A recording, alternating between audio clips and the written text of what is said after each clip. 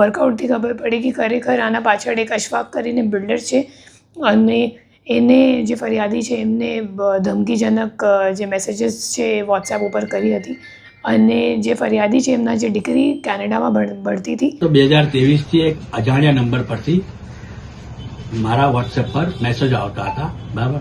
અને ત્યાર પછી જે દિવસે મારી દીકરી વિદેશ અભ્યાસ કરવા ગઈ તે દિવસે મારા પર મેસેજ આવ્યો કે તમારી છોકરી વિદેશ અભ્યાસ કરવા ગઈ છે, તમે ખૂબ ખૂબ અભિનંદન, પણ શહેરમાં તમે કોઈની સાથે ખોટું નહીં કરતા તો તમારું કરે તમારા બાળ બચ્ચાએ ભોગવવું નહીં પડે.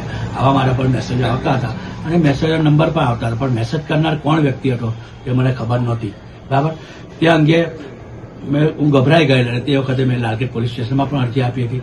ત્યાર પછી મહેરબાન પોલીસ કમિશનર સાહેબશ્રીને પણ અરજી આપી અને ત્યાર પછી મારી દીકરી પર 3 વાર કેનેડામાં હુમલા થયા અને મારી છોકરી પર ગાડી ચડાવવાની કોશિશ કરી, બરાબર. અને મારી છોકરી પડી ગઈ અને ખભે એને જમણા ખભે ફ્રેક્ચર થઈ ગયું હતું અને મેં સારવાર માટે એને પાછી બોલાવી અને પાછી ડિસેમ્બરમાં મારી છોકરીને મેં પાછી મોકલી એનો અભ્યાસ પૂર્ણ કરવા માટે.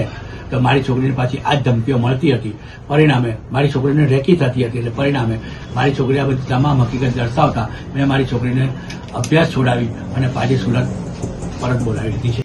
અને ફરિયાદીને પછી બીક લાગી અને હુમલો મતલબ એમને એમ લાગ્યું કે કદાચ હુમલો થઈ જશે એના દીકરી ઉપર અને એના માટે પછી દીકરીને પરત ગુજરાત બોલાવી લીધું છે અને આ ગુનાનું ડિટેક્શન અત્યારે મતલબ આ દિશામાં તપાસ ચાલુ છે કે ખરેખર જે હુમલો કરનાર વ્યક્તિ છે કેનેડામાં એ બિલ્ડરથી સંકળાયેલ છે કે કેમ એ જોવા ઉપર બાકી છે હાલ.